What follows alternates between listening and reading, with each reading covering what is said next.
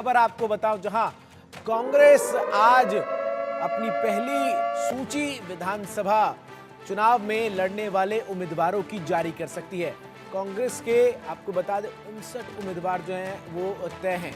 इसके साथ ही साथ लगभग सभी मौजूदा विधायकों को टिकट एक बार फिर से कांग्रेस दे सकती है। सूत्रों की तरफ से ये दावा जो है वो किया जा रहा है। तो वहीं साथ ही साथ 31 सीटों पर जल्द फैसला भी संभव है, ऐसा सूत्र जो है वो दावा कर रहे हैं। तो बड़ी खबर आपको बता रहे हैं, हरियाणा विधानसभा चुनाव को लेकर राज्य की जो दो सबसे बड़ी पार्टियां हैं कांग्रेस और बीजेपी लगातार उम्मीदवारों के नामों को लेकर मंथन कर रहे हैं और ऐसे में 31 सीटों पर कांग्रेस जल्द फैसला ले सकती है। तो वहीं बाकी बची हुई सीटों पर नाम जो है वो लगभग तय माने जा रहे हैं और इस बात की संभावना जताई जा रही है कि कई विधायक जो इस बार दोबारा से चुनावी मैदान में ताल ठोक सकते हैं, उन्हें पार्टी टिकट देती हुई नजर आएगी।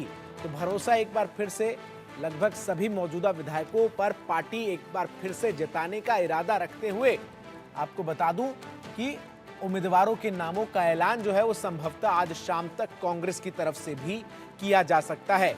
तो वहीं दूसरी तरफ लगातार कांग्रेस केंद्रीय चुनाव समिति की बैठक में, कांग्रेस स्क्रीनिंग कमेटी की अलग अलग बैठकों में तमाम नामों पर मंथन चल रहा है। कांग्रेस की कोशिश इस बार यह है कि उन तमाम उम्मीदवारों को सभी कॉम्बिनेशंस को देखते हुए चुनावी मैदान में उतारा जाए ताकि पार्टी बीते विधानसभा चुनाव की गलती को ना दोहराए और राज्य की सत्ता में वापसी कर पाए। और इसीलिए लगातार मंथन बैठकों का दौर जारी है। और बड़ी खबर मैं इस वक्त की जो आपको बता रहा हूं वो यही है कि हरियाणा विधानसभा चुनाव को लेकर कांग्रेस की पहली लिस्ट जो है वो आज जारी हो सकती है।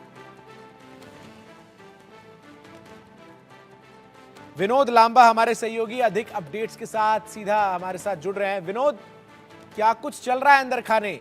जो ये देरी हो रही है टिकटों के ऐलान में, कहीं ना कहीं इस बात को सुनिश्चित करने के लिए समय लिया जा रहा है कि जिन तमाम उम्मीदवारों को टिकट दिया जाए वो 100% जीत की गारंटी जो है कांग्रेस के लिए लेकर आए। देखिए, निश्चित तौर पर दोनों ही पार्टियां, सिर्फ कांग्रेस की बात नहीं है। या अगर भाजपा की बात करें तो भाजपा की सीईसी हुए भी 3 दिन हो चुके हैं केंद्रीय चुनाव समिति की बैठक के बाद। और कल देर रात तक जब बैठक हुई है कांग्रेस की, तो उसके बाद पुख्ता सूत्रों से ये इंडिकेशन मिल चुका है 59 सीट को लेकर।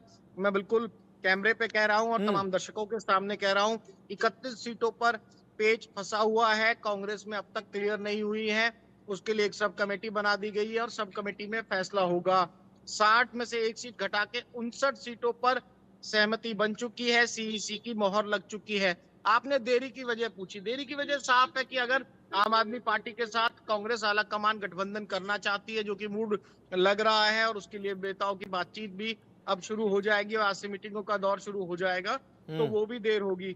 और बहुत हाई लेवल सोर्सेज से जब बातचीत हुई तो ये साफ नजर आया कि 59 सीटों पर जब कैंडिडेट की कोई क्लैरिटी है, उसमें कोई संशय नहीं है। आम आदमी पार्टी वाला जो पेच है वो एक बार सुलझ जाएगा तो उसके बाद कांग्रेस की टिकट आ सकती है। आज देर शाम तक या कल टिकट आने की संभावनाएं बनी हुई हैं, क्योंकि पुख्ता तौर पर हमारे सोर्सेज बता रहे हैं कि करीब करीब 60 सीटों पर। और एक महत्वपूर्ण बात है कि सिटिंग एंड गेटिंग का फॉर्मूला पूरी तरह से कांग्रेस में चला है। इस समय स्ट्रेंथ कितनी है हरियाणा में कांग्रेस की?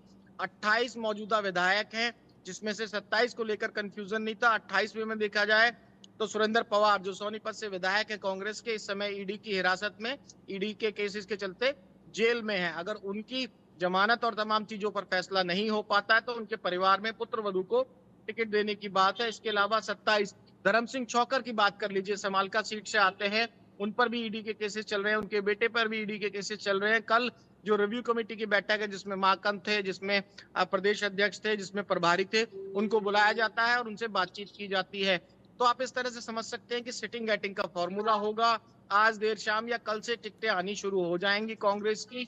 59 के नाम क्लियर हो चुके हैं, सवाल 90 की 90 सवाल नामों एक पर मेरा अभी ये भी है, क्लैरिटी ये कांग्रेस जो में। 59 के नाम आप क्लियर बता रहे हैं, इनमें कौन कौन से बड़े चेहरे हैं और कहां कहां से इनको टिकट मिल सकता है, इसकी भी जानकारी आपके सूत्र क्या बता रहे हैं? देखिए, साफ तौर पे मैंने कहा ना, 28 के 28 जो मौजूदा विधायक हैं कांग्रेस के, उनकी टिकट पे संशय नहीं है। बड़े नाव में होडल से अगर उदयभान की कर ली जाए, गढ़ी सांपला किलोई से भूपेंद्र सिंह हुड्डा चुनाव लड़ने जा रहे हैं। गीता भुक्कल झज्जर सीट है, जो पूर्व शिक्षा मंत्री रही हैं। कुलदीप बस भी लड़ेंगे बादली से चुनाव। इसके अलावा और जो बड़े नामों में है, जो पूर्व मंत्री कादियान बेरी से अगर बात करें, डॉक्टर रघुवीर सिंह कादियान है जो 3-4 बार के विधायक है और स्पीकर भी रहे हैं, वो काफी वरिष्ठ नेता है। करण दलाल पूर्व मंत्री हैं, वो पलवल विधानसभा से चुनाव लड़ने जा रहे हैं, हालांकि मौजूदा विधायक नहीं है वो, लेकिन उनकी टिकट पर कोई संशय नहीं है। और इसी तरह से अमित सिंह की बात कर लीजिए, जो कि चौटाला परिवार से आते हैं, डब्बाली से लड़ेंगे और डब्बाली से ही चौटाला परिवार का जो वंश है दूसरा, जिसमें दिग्विजय सिंह चौटाला भी चुनाव लड़ने जा रहे हैं जेजेपी की टिकट पे। एसपी के साथ उनका गठबंधन है, तो डब्बाली की सीट भी काफी हॉट हो जाएगी। ये आप तमाम नाम तो बता रहे हैं, लेकिन इसके साथ ही साथ एक सवाल जो इस वक्त शायद सबसे ज्यादा पूछा जा रहा है वो ये है कि क्या सांसदों को पार्टी टिकट देगी। हालांकि स्पष्ट कर दिया गया था आलाकमान की तरफ से कि सांसदों को टिकट नहीं मिलेगा, लेकिन उसके बाद जिस तरीके से कुमारी शैलजा ने मुखरता से कहा कि मेरा तो मन नहीं था लोकसभा लड़ने का, पार्टी ने टिकट दिया तो मैं लड़ गई। अगर मेरे मन की बात हो तो मुझे विधानसभा चुनाव लड़ना है, पार्टी की सेवा करनी है, और यहां तक कि उन्होंने दावा मुख्यमंत्री के पद पर भी खुलेआम कर दिया है।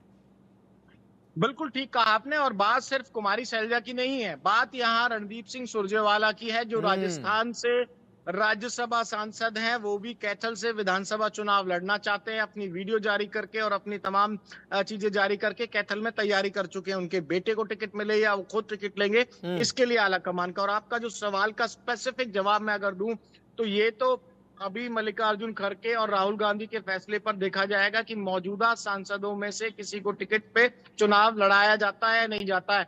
अभी तक मेरे सोर्सेज की जानकारी की अगर बात करें तो मेरे हिसाब से सीधे तौर पर चुनाव नहीं लड़ाया जाएगा, और सीएम और तमाम जो रेस है, शैलजा निश्चित तौर पर है और ऑन कैमरा आकर कहती है कि क्यों नहीं हो सकता, और तमाम चीजें हो सकती हैं पार्टी में। लेकिन अभी तक की मीटिंगों में ये फैसला नहीं हुआ है कि राज्यसभा सांसद हो या लोकसभा के मौजूदा सांसद हो कांग्रेस के, उनको विधानसभा में उतारा जाएगा। अभी इसकी कोई क्लैरिटी नहीं है कांग्रेस के लेवल पर। ये क्लैरिटी नहीं है, लेकिन जिस तरीके से कयास अब ये भी लगाए जा रहे हैं कि कई बड़े पहलवान भी कांग्रेस के टिकट पर चुनाव लड़ सकते हैं, इसको लेकर क्या कुछ अपडेट है आपके पास?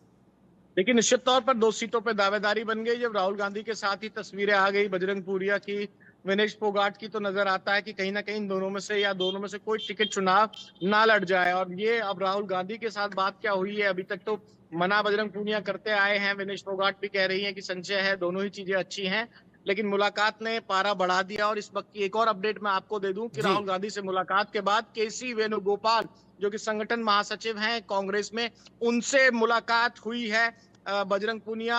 और अगर केसी वेणुगोपाल के पास भी अगर भेजा गया है राहुल गांधी से मुलाकात के बाद, तो आप अंदाजा लगाइए कि कहीं ना कहीं टिकट पर फॉर्मूला और उनको विधानसभा चुनाव पर लड़वाया जा सकता है। कि राहुल गांधी से मुलाकात, ये बड़ी खबर इस वक्त की आप बता रहे हैं। बहुत बहुत शुक्रिया आपका हमारे साथ जुड़कर तमाम अपडेट्स दर्शकों तक पहुंचाने के लिए। तो बड़ी खबर आपको एक बार फिर से बता दूं, जहां